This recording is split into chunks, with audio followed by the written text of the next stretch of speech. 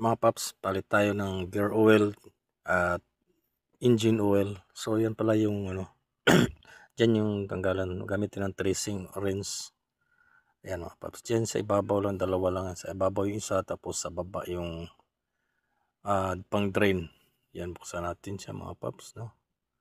Gamit tayo ng dosing rinse mga paps, gamitin natin dyan. Yan, open na natin. Sa ibabaw yung yung dyan isasalin yung gear oil mamaya. So, sa baba, bandang baba konti yung drain, pagdi-drain. So, buksan na natin mga paps, salin. Sahod na natin yan. Diyan naman sa engine, dito, gear oil mga paps, matagal-tagal naman yan dyan. Sa 6 months na ganun lang dyan. Sa manual nga, 2 years yung dapat pagbalit yan eh. Kasi hindi masyadong maitim, tingnan nyo naman oh. Medyo okay pa yung kulay. Mga 6 months pa bago ko na gear oil napalitan. So yun lang, itagilid nyo lang yan para madali ng husto. Tagilid nyo yung motor nyo.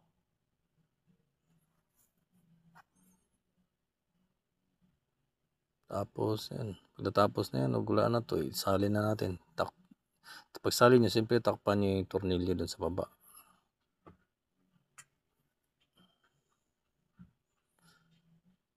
Tapos punta naman tayo sa engine. Dito na sa ilalim yun, gamit tayo ng shitting rinse dyan. Yan lang mga post pagka sariling lang, change wheel natin, sariling motor. Gamit tayo ng rinse sa G7 sa ilalim yun oh.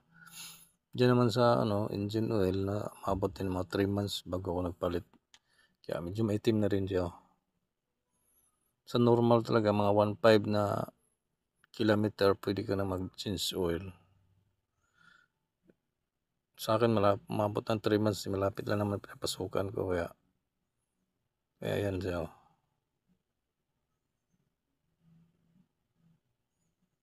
Medyo maitim na. So tayo nyo lang na wala nang pumatak.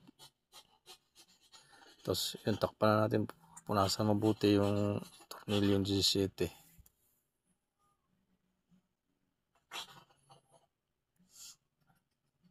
Sigpitan natin yung mga paps.